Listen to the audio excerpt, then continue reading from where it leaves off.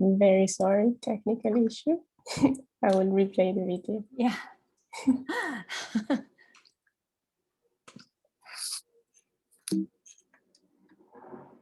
Catalyst 2030 started life as a WhatsApp group among social entrepreneurs, connecting to envision real transformational change. Launched at the World Economic Forum in January 2020, it's grown into a global movement accelerating change to ensure the SDGs are reached by 2030. Fueled by passion, our 550 members working in 175 countries have collectively put in an amazing 50,000 volunteer hours, touching the lives of 2 billion people. And we're driven by values, to which we hold ourselves accountable. 2020 was a busy year, co-creating 3 reports with partners and producing one of our own. Inviting high-level guests to participate in the Catalyzing Change campaign, hosting fireside chats and expert hours, which will be continuing in 2021. To celebrate our achievements, together we placed our supporters in the limelight with the first Catalyst 2030 Awards for Systemic Change. With the blessing of the Dalai Lama, we celebrated finalists and winners in the following categories: special recognition for our early supporters, individual philanthropists, donor organizations, philanthropic intermediaries, corporate organizations, bi- and multilateral organizations, and 4 regional winners in the category of national governments. And now on to Catalyzing Change Week 2021. During this social entrepreneur-led event, we bring together diverse stakeholders in over 100 sessions to showcase their systems change efforts and the best practices that can accelerate our work in pursuit of the SDGs.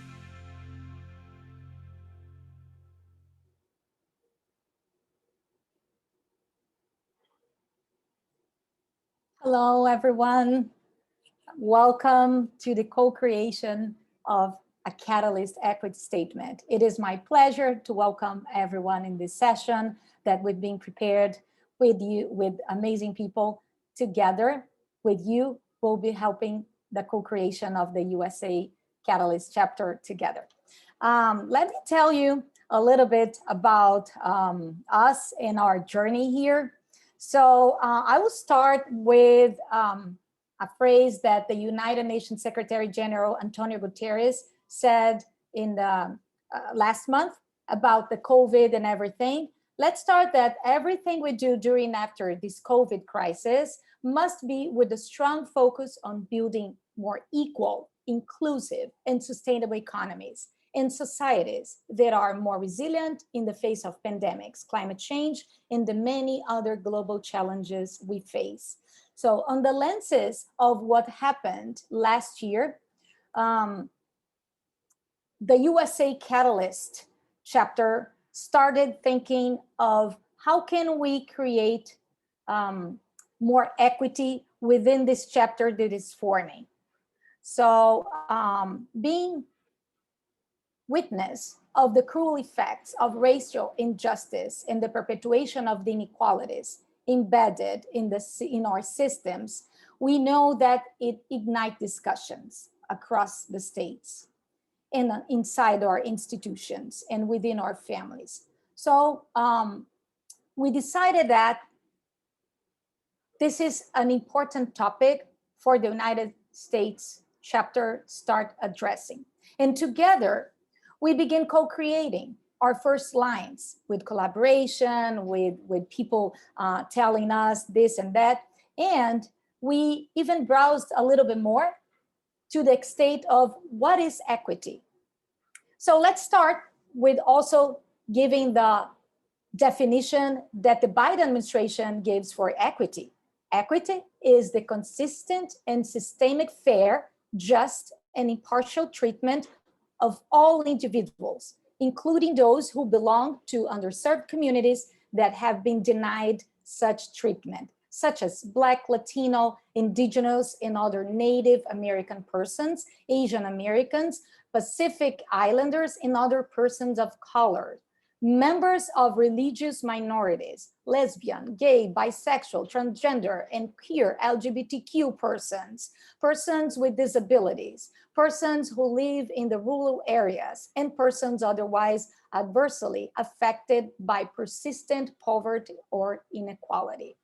On the lenses of this huge and broad statement that we got from the United Nations Secretary General, from the Biden administration, and from all of us, I welcome you and start our co-creation session.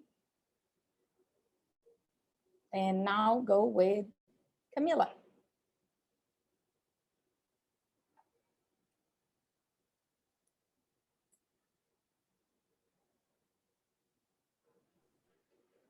Kamilah, you're on mute.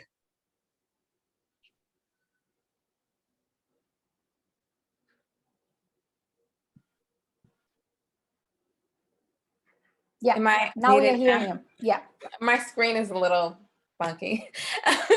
So we thought that it would be a great foundation to start with defining equity, diversity, equity, and inclusion. So I will give a quick illustration because I know that Claudia already gave us a definition.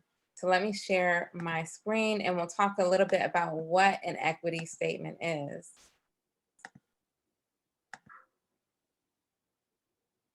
So we all know that, you know, when you're thinking about your organization, diversity is really, it's about bringing people into that organization that are diverse, that are from different backgrounds. And then when you think of inclusion, it's not just inviting people to meetings. It's not just, you know, making sure that people have, you know, are in different places, but it's also making sure that when these people or people that are in different positions, they're in leadership positions all throughout the organization and different positions, but then also that they are included, they have a say, they have just as much power to make decisions as other people within the organization. So that's what inclusion is about.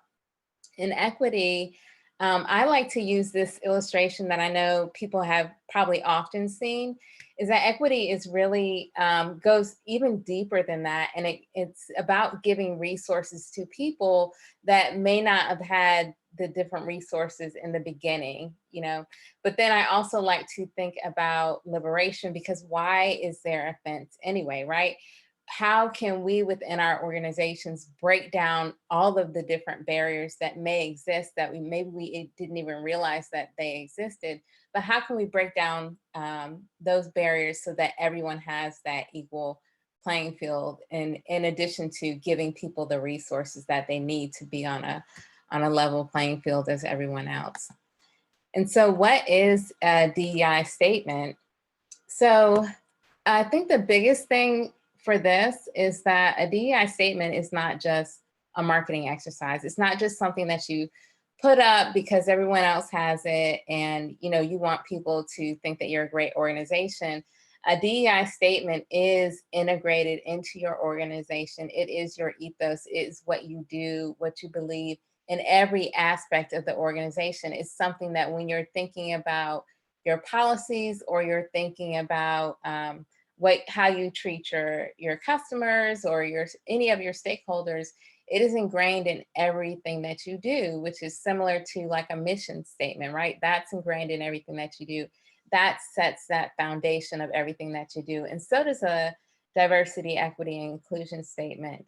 And for us, the reason why we thought that it was important to have is not because we weren't practicing this before, because I think that we were. And I think that within ourselves, you know, that was definitely the ethos of Catalyst 2030. But the reason why is because we felt, you know, with the murder of George Floyd, the global protests that were going on, we wanted to take a stand and we wanted to plant our feet in the ground and say, hey, this is what we believe. And anyone that interacts with us, they need to know that this is the foundation. This is what we stand for. And so that's why it was very important for us to focus on this and develop this statement. And I will hand it over to Scarlett, who is going to tell us more about the process of how, or actually, before I do that, what we would love to know from you is we would like to do 2 polls. The first one is, do you have an equity and inclusion statement in your organization? And the second one is, if you don't have it, why don't you have it? And if you don't see the response there, you can always write it in on the chat. But we would love to for you to take the next few seconds and answer this poll. Just asking Madalena if you can put it again, the questions. I believe the answers came in at the same time the poll was sent.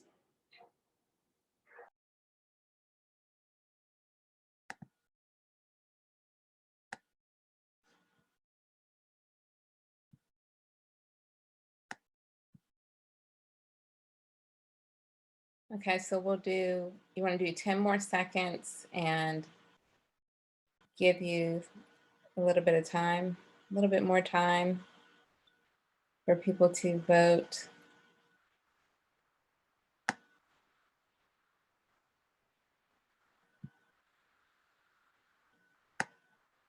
So this is great. So if it's, since it's still up, you can still vote, but it looks like most people, or half of us, have an equity statement or are planning to have an equity statement, but the other half don't have an equity statement. So that's very, very helpful as we go forward. Why don't you have an equity statement? Because they don't have the resources.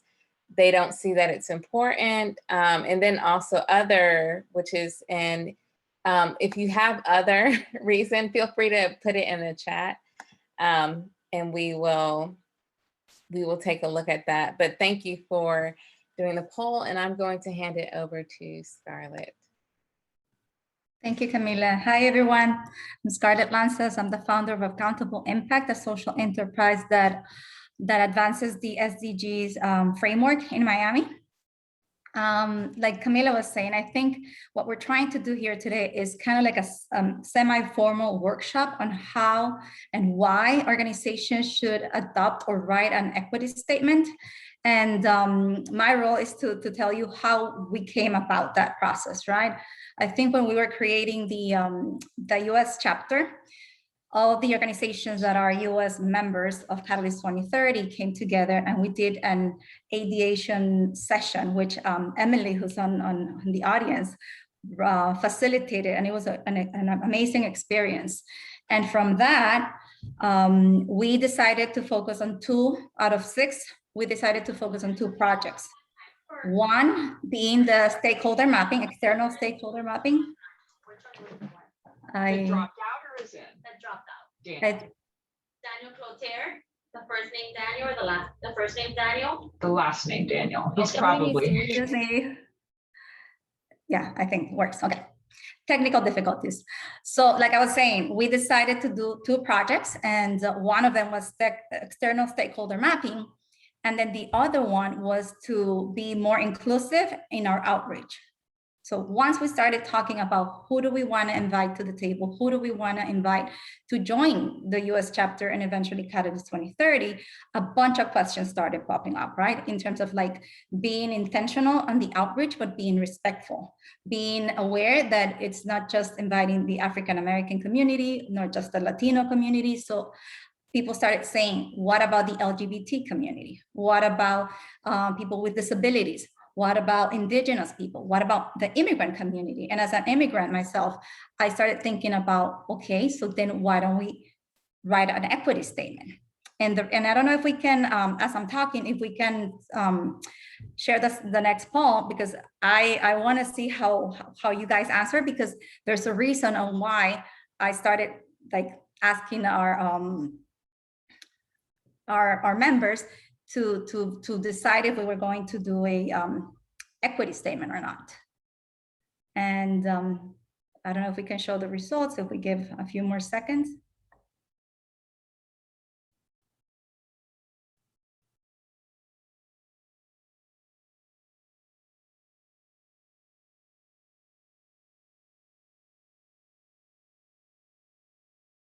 Can we show the results, Madalena, please? Because it's important. There's a point that I wanted to Okay, perfect. So as you can see, the question is, have you seen a request to share your organization's commitment to equity and inclusion? If so, from who? Because as I was writing last year, I believe, a grant, I was really, I mean, I've been writing grants for many years. And it was last year, end of last year, that for the first time I saw that the funder was asking for an equity statement. And I was like, wow.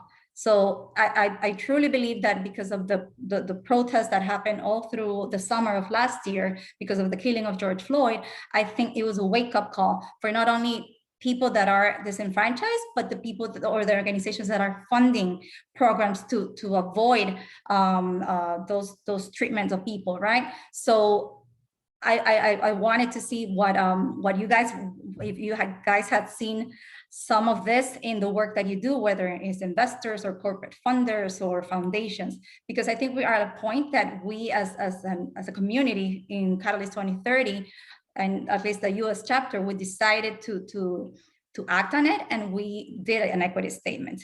We were lucky to have, which is going to be speaking next, Alina, who's a professor that volunteered to do some research and to include elements of diversity, inclusion, and equity. And like I said, the idea for this conversation workshop is to share our story, share our steps, so that in the future you can consider whether to include an equity statement in your organization, or maybe bringing it to the highest level at Catalyst 2030 and have an equity statement. For us in the US chapter, I think we believe that every person that, or every organization that is going to join the US chapter, we want them to commit and to approve and to join the chapter with that commitment, that they are, I guess, complying or applying an equity statement in their daily work and in their daily lives. I think this is pretty much what we wanted to share. I hope that this is useful for all of you, and I'm going to pass it over to Alina so she can explain the academic process that she did, which is great. Thank you. Thank you, Scarlett. Hi, everyone. So as Scarlett mentioned, I have a background in law. I'm also the director of the Changemaker Institute. But in terms of writing out the statement, so yeah, we did do some research, and I looked at several equity statements, but the one that was most instrumental for Catalyst 2030, I think I based it on the California Institute of Arts. And the reason why was it was predominantly program-based, you know, and because Catalyst 2030 is so involved with, you know, implementing the SDGs and creating programs to help with the implementation of the SDGs. I thought that was the most closely related one. So I based the one that we have right now. So I think Catalyst is going to make this public. But the one that we have right now is the one that was drafted based on the California Arts Institute's DEI statement.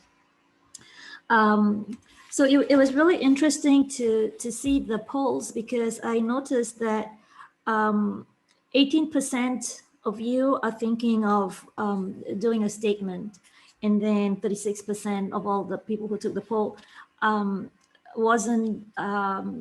didn't have an equity statement. So what I wanted to do is walk you guys through the thought process that we did to produce what we have now, and then at the end of the session, I also think that Catalyst 2030 will share a template that was prepared for you, so that you could take that template and then come up with your own statement. So I'm going to share my screen here. Let me see.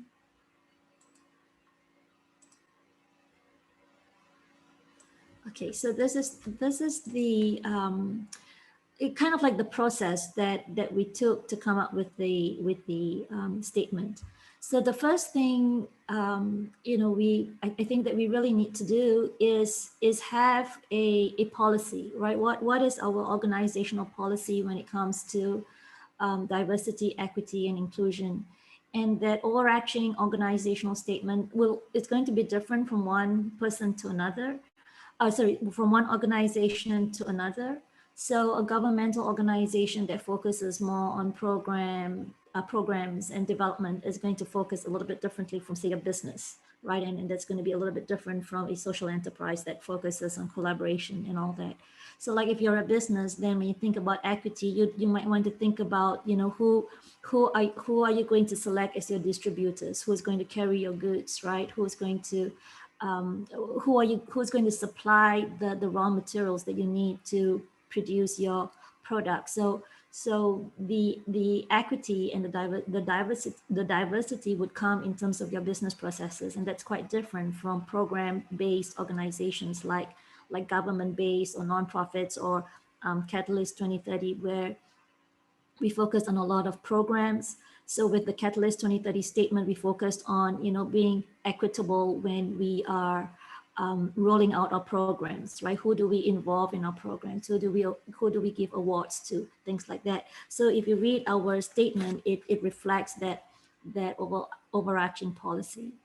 So once you have that, you know, you want to in coming up with that, one thing that I forgot to mention, you want to engage all your stakeholders, right? Who not just your board of directors or your employees. You have to engage them, but you also want to engage your larger community, right? So when Scarlett was talking earlier, I also noticed that with the poll, 57%, which is more than half of us, the community had asked us for the statement. So you want to engage your community early on, right? If you don't have your statement right now, to see what that might look like, that broad mission. So that's number one. Number two, you want to make sure that your goals and your commitments towards DEI are then consistent with that organizational mission. So, you know, some goals and commitment could be, you know, we want to make sure that our programs reach different groups of people, right? Or people with different, for example, religious beliefs. So again, the commitments that you have are going to depend on your organization, but also where you are in the world. So some parts of the world, race may not be that big of a you know, the race isn't a structure that is used to discriminate, but it could be religion, right? So you want to think about where the discrimination lies, and then deal with the diversity, equity, and inclusion statement in accordance to that point. So you want to state your goals and commitments. And then you want to list the actions that your organization is taking to support DEI. So for example, you might want to say, you know, when we have an opening and we're looking to hire someone, we are going to be very clear about the role, and we're going to be upfront about the salary, right? So there's no, you know, we're going to pay someone of a different group more than another, right? So you're upfront from the start. So those are things. The other thing with respect to number 3 is you might want to think about a diversity committee, right? And starting one up within your organization. So those ideas that I'm mentioning here are actually in the template. And it would be great if you want to work on it on a DEI statement to look at that template, and you can take out the examples that the ideas that would work for your organization. So that's number 3. And then number 4, yeah, this goes back to the poll that was taken just now. 57% say that the community wanted the information. So share your DEI statement with your stakeholders. You could put it on your website. You could put it as a PDF download. And so you want to do that. And so I have kind of here like an action step. So the 4 steps are what I've talked about. I'm not going to take up much more time on it. Let the program move on. But basically, you want to have policy, you want to have goals, you want to have action steps, and then you want to share your statement.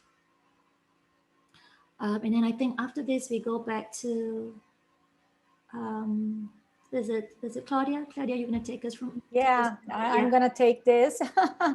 So thank you, Alina, for sharing the whole process that we went through, Scarlett, to tell the process that we all together came in, and Kamilah to giving us the lenses that started all all this idea of us to co-create together this session.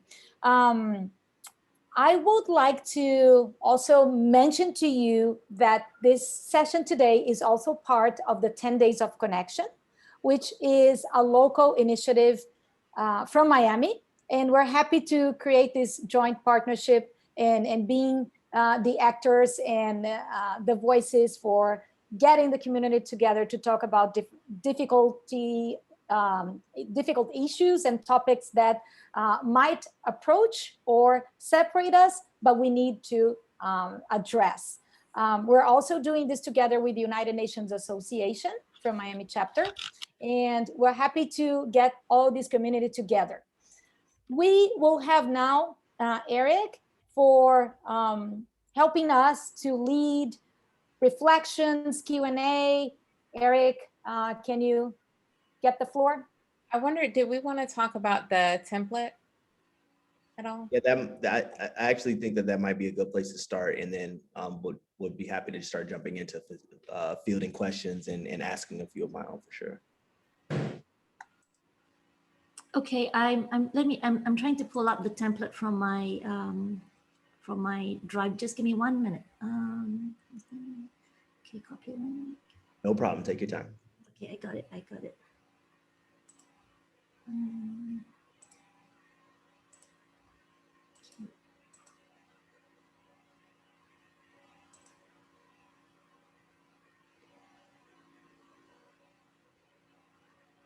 Send to everyone.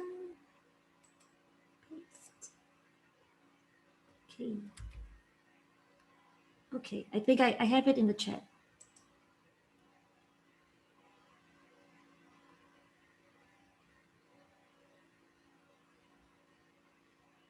Are you all able to get it?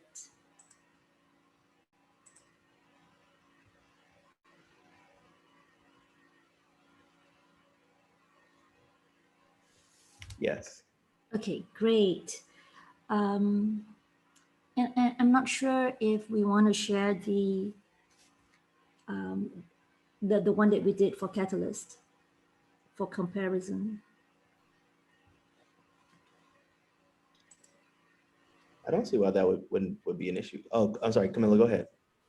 Oh no, I think that's fine as long as you can share both at the same time. I don't know if you can, but even maybe just like walking through the template a little bit. Okay. Would be great, because I think that's it's a great tool for everyone on this call. Okay, yeah. Sorry, I rushed through the template. Give me 1 minute. Let me see if I can pull it up.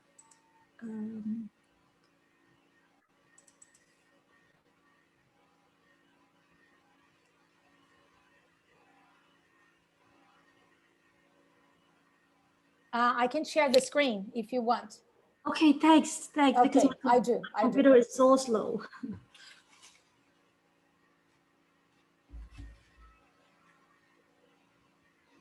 Okay, thanks, Claudia.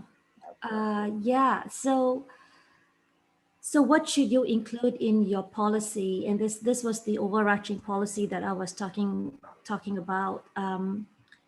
So there really isn't a right or wrong answer, but you want to make sure that that your mission is directly connected to your organization and to where you are in the world. So what I was talking about just now, your mission is going to be very different if you are a government or a nonprofit, or if you're a social enterprise or a business. So there are some ideas for you to think about here, right? What does DEI mean for your organization? You can interview your stakeholders, your clients, employees, vendors to get an idea of what DEI would mean for your organization. And some high level ideas, right? How are you going to have a more diverse, I guess existence, right? In your ecosystem, right? And how would you operate more equitably? So think about that on a broad level. And then this is what I was saying about the job descriptions, right? So how do you want to advertise your jobs, right? How do you want to introduce and implement changes within your organization, and as you work for, in terms of outreach and all that? Who do you want to collaborate with? So have an idea and have a broad mission statement that you could have as a introductory paragraph to your statement. And then so this is the basic DI template. You can put the name of your organization here, right? So for example, Catalyst 2030 Diversity and Inclusion Statement. I mentioned here that you want to again tailor this to where you are in the world. So consider the part of the world where discrimination exists against particular classes of people based on gender, religious belief, disability, race, and the discrimination in different parts of the world is going to be different. So you want to focus on that.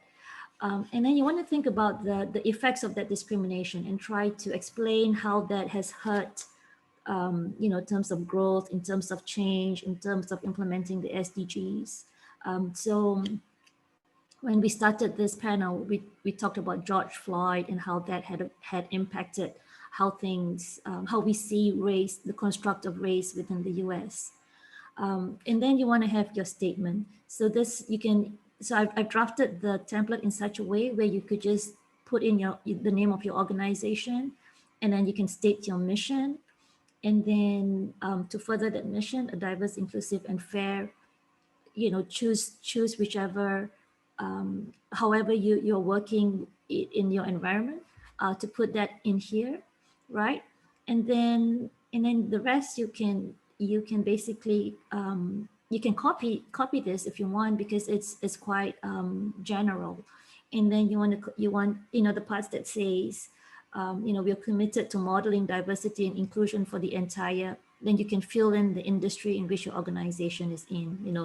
It could be whichever sector you're in, maybe the technology industry or the real estate industry, but you could work that into this statement. So for all those bits that are in brackets here, you can put in your own statement in your own mission. So the one in blue, if you go through the template, the boxes in blue are ideas in which you can implement, that are ideas for you to think about how you would implement and commit towards certain goals, right? So for example, you might see diversity, inclusion, and equity as connected to the mission, critical to ensuring the well-being of your staff and the communities we serve. You could advocate for, support broad level thinking about how systematic inequities affect your organization. You could commit time and resource to expand more diverse leadership on your board, your staff, your committees, your advisory bodies. So those are just ideas you can think about. Of course, this is not exclusive. This is just ideas to get you thinking. And then you can go on to say the specific action steps. So the one here is, you could say who you are, abide by the following action steps, and here are action steps on page 3. So for example, you could be, I talked about a diversity committee just now, right? So you could talk about, you could mention that you want to set up a diversity committee. You might mention that you might want to have more outreach in terms of being on podcasts, in terms of writing blogs on diversity. You could talk about improving your cultural leadership by creating and supporting programs and policies that foster leadership that reflects the diversity of our society. This is kind of like in the Catalyst, the one that was drafted for Catalyst 2030. You could include a salary range with all public job descriptions, right? This is what I was talking about, so that there is no discrimination in the salary that's awarded for the same position, right? So you could guest on podcasts, you can write and promote blog posts, right? And so these are all ideas for action steps that can be taken for you to promote DEI. And there are some additional ideas, upholding the DEI policy, right? What would you do to make sure that you're committed to it? So it's not Kamilah said, this is just not something that is look good, right? Or a marketing strategy where it becomes the identity of your organization, right? So here are some tips, for example, weave the policy into your strategic plan, include your policy in all your hiring notices, have a diversity committee to keep a pulse on tactics, have an open conversation, right? Engage your stakeholders. So these are additional ideas for you to think about on how to make it how to make a DEI statement and your organizational identity. So I hope that helped. No, it definitely did. You went really in depth with the way that I don't see anybody coming away from that saying that I don't know how to write an equity statement at this point. So thank you so much for that, Alina. What I wanted to pose to the group, how do you know when an equity statement is good or complete? At what point do you say, we've written a really good equity statement and this is something that we can move forward on?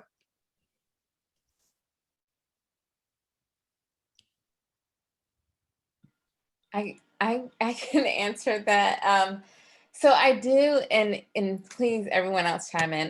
But I do think that an equity statement can be something that is kind of a working document in a sense, where you can continue to adjust it and add to it. So you can do that.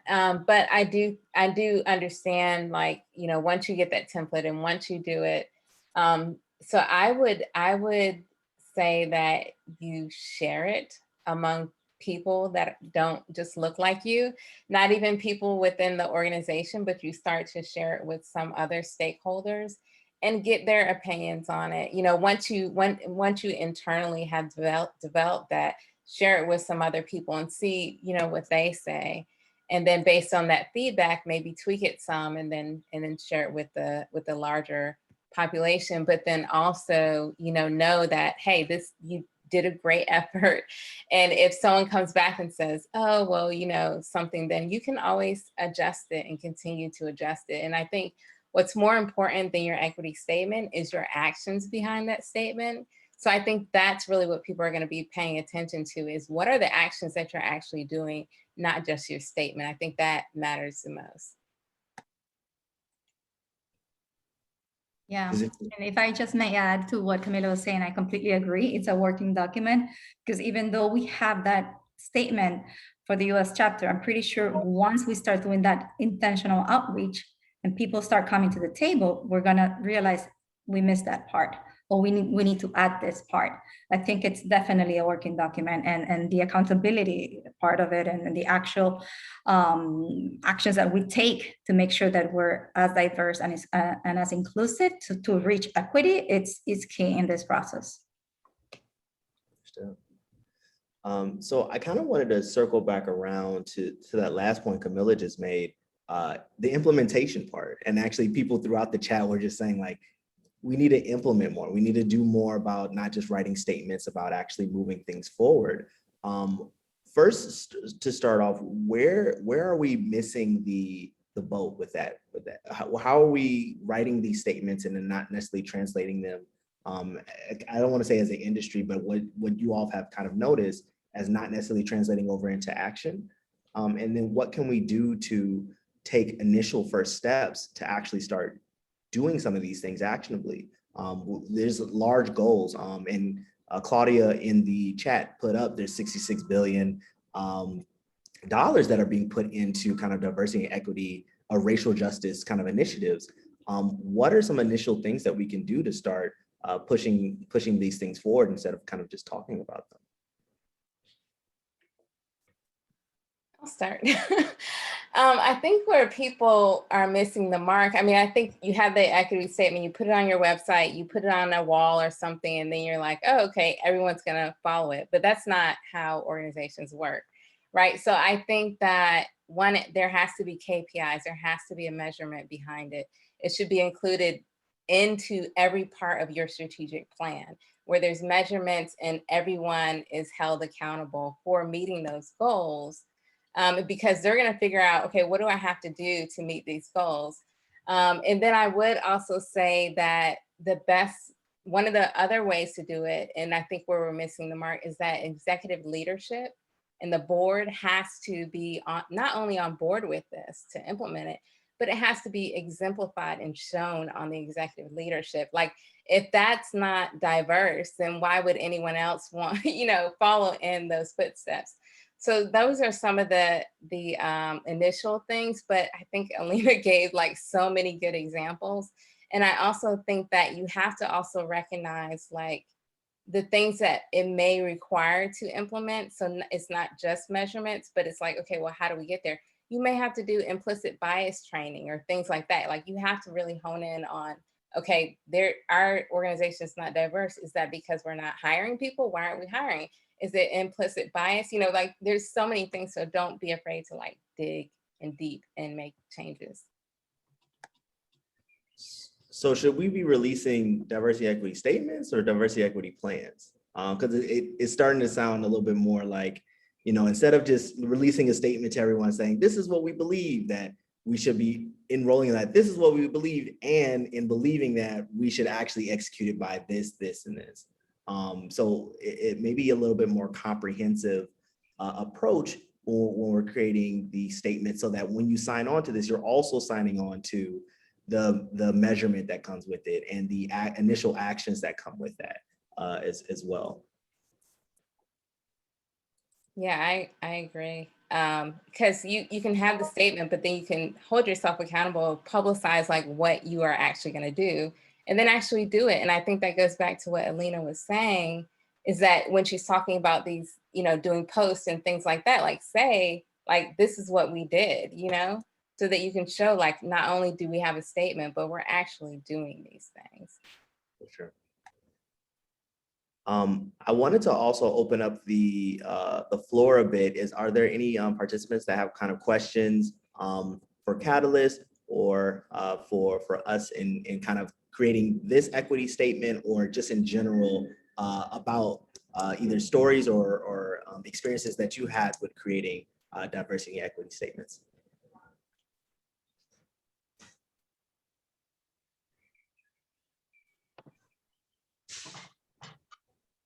And if everybody's shy, I can ask more questions, but I just wanted to put that out there. I see a hand up. Yeah. Can I talk, please? Of course. I actually there is this last comment. Education to create awareness is very key, and I believe that preparing this statement, the concepts should be well prepared as well, because for example, when I see the words diversity, they refer mostly to certain types of people, but within these let's say types of people, let's say colored people, for example, if a company is employing women at a good rate, but all the women are from the let's say Ivy League universities, this doesn't give a lot about diversity. And there's a one of the top executive search companies who is advertising a lot about diversity, and they have a policy to not to get any member from either non-Harvard and non-HEC members. So unfortunately, these have to go deeper than just the formal ways of expressing it, and the mentality change is quite necessary at this level, and this mentality change has to be enforced, and as well as let's say followed up. So a kind of GRI reporting and accountability on this is very key, I believe. Understood. Diversity definitely. Thank you. No problem. Diversity definitely comes in a multitude of ways, and we have to make sure that when we're writing the statements out, that it goes with that. Racial justice efforts kind of spurred what happened all of last year and spurred a lot of this conversation. But knowing that diversity constitutes a lot of different things is important when we're writing these statements and trying to make sure that we're capturing not only the audience that we have for our company, but also the people that we partner with and that we serve and that could potentially come on and be employed by us as well. I actually had a question that came up in the chat. Emily mentioned audit, having somebody to come in and audit your company. And one of the questions that I had was, what if your company or organization doesn't have the funds or the means to have somebody come in and audit? What do you do then to start assessing whether your culture needs to be assessed in a different type of way, or you need to revamp some things? Does anybody have any kind of comments or thoughts on the best ways to deal with that when you don't have the means or the funds to do it externally or have a third party come in? My opinion. Anybody opinion, if you someone else, I'm just going to say this really quick. If your organization does not have the funds, I think you need to find the funds.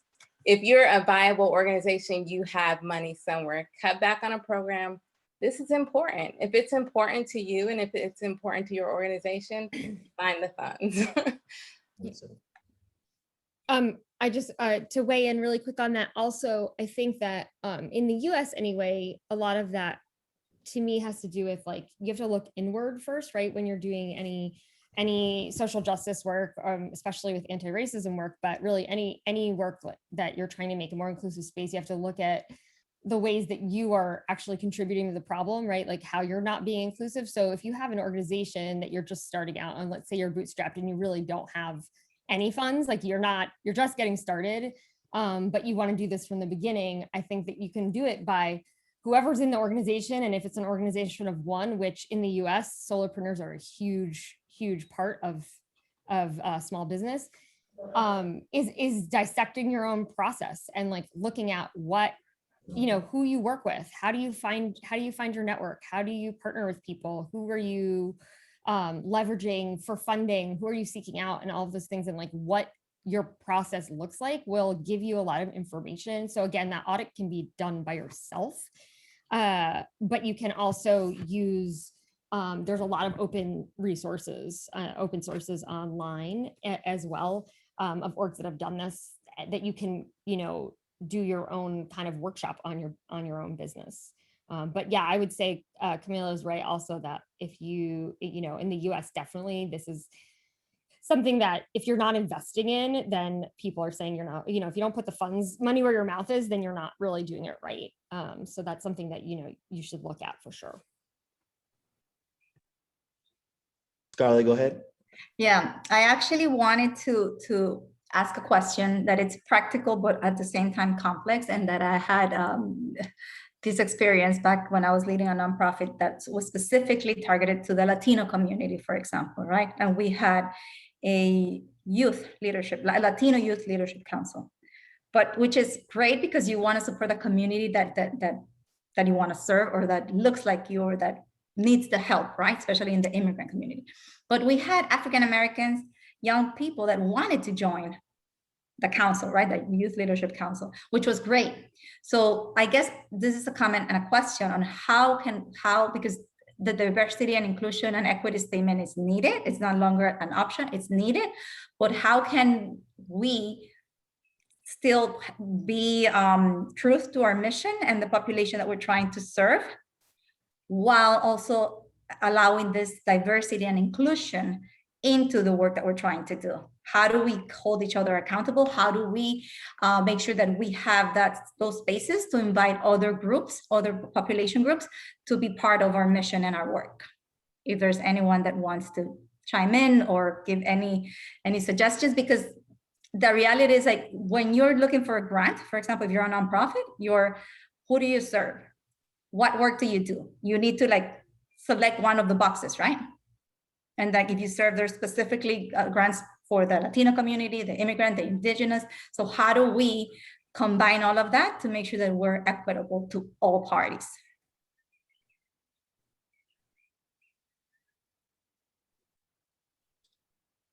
Anybody have any comments on that, or Kamilah, you can go ahead and then because since you unmuted yourself, I wasn't gonna call you in. I was gonna jump in, but you could definitely. No, you jump in first. I would say so. It's a bit of a balancing act, right? Actually, one of the things that I talked about in a different panel, a colleague of mine said, you don't want to focus on culture fit. You want to focus on culture growth. And so you want to focus on the direction that your company is heading in and start to create the culture that is you want to constantly strive for this ideal culture that you're shooting for, as opposed to trying to have everybody fit within a culture that you have designated works right now. Because that culture is a thing that's going to be constantly changing and constantly focusing on the customers, the people that you're trying to serve. And so you have an overriding primary concern. You want to help a certain group of people. And let's say that those group of people aren't directly, let's say that they're not directly African-American or Black, right? But you see that they could potentially be involved in the work that you do and potentially benefit from the work that you do. So ideally, you want to start to continue to grow the organization to a point where it can start to include these people, and you just don't do anything that actively excludes them or keeps them out. You create an environment that is inclusive, allows people to come in, allow people to experience, allow people to be a part, but then you roll certain more, I don't want to say advanced, but more direct assistance, help, support in as time goes on and your capacity grows. Because I do agree with Kamilah. I think that you should, change things and move things around based off of what you have internal to your organization. But I do also know, being a part of an organization right now that does have limited capacity in certain types of ways, that you have to do that in stages and you have to kind of grow that over time. But if it is a primary concern, like I'm in a primarily Black organization, so that's our number one concern. Those are things that we focus on and we double down on for us. So given kind of what your overarching concern is, that is something that you want to say, like, on the roadmap of growth, this is something that we need to address sooner rather than later, and roll it in a way that makes sense for us given our growth trajectory, in my opinion, at least on the matter. Yeah, the only. May I say something? Yes, please. How are you? I'd like to find a way to talk about minorities in general and not isolated one or the other, because it is most likely that most of us belong to one or more minorities. I don't know. In my case, I am a woman. I am more than 40. I have a Jewish last name. I have an African-American son. I have a bisexual daughter. I don't know. I could keep going. And I think at the end of the day, all the minorities have similar goals, battles, causes that they would achieve much sooner if we join than if we try to achieve them in an isolated fashion. I don't know. No, I think that's a really good point to bring up, right? So how do we talk about minorities and how they sit within the I don't want to say the framework, but the overall scope of what a minority actually is? I think in terms of diversity, equity, inclusion, we're talking about people that are systematically oppressed in some way or another, which forms into the group of what a minority is. But in a lot of different ways, like especially in I don't want to say in particular the way that Scarlett is speaking to, but in the work that we particularly do, the specific type of systematic oppression does differentiate across different aspects of minority. So in terms of like us talking about diversity, equity, inclusion work, minority is a good way to scope that and to talk about that in general. But when we're talking about certain types of systematic things that are leveraged against certain minorities, then I do think it's okay to make that separation known from time to time, because it is different given a certain particular group. I particularly don't have any close experience with immigration. That's not something that is in my wheelhouse or anything that the population that I deal with specifically. I forgot to mention that I'm obviously Latin.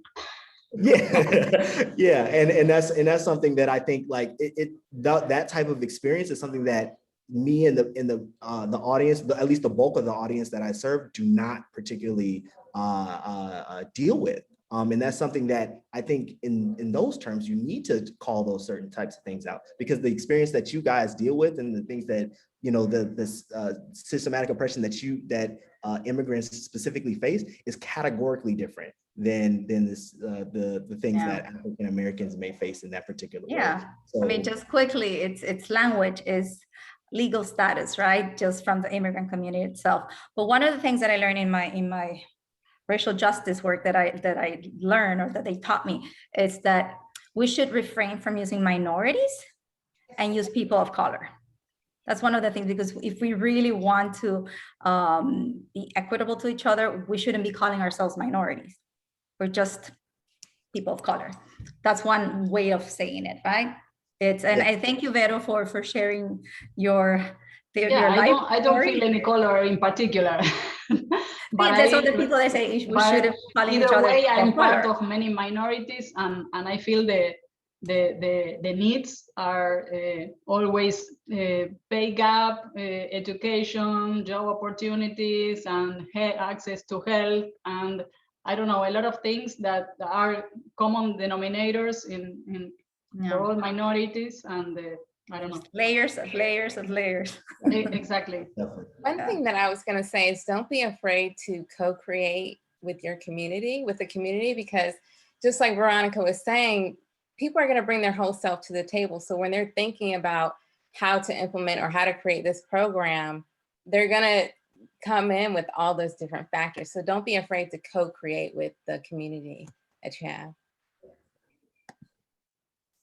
So I do want to be, thank you all for comments. I do want to be conscious of time. It is 2:29. I know this is supposed to end at 2:30. Are there any kind of last comments or questions that we can kind of speak to as far as the diversity, equity, inclusion statement that was written and beautifully crafted by this group of people here as a final note?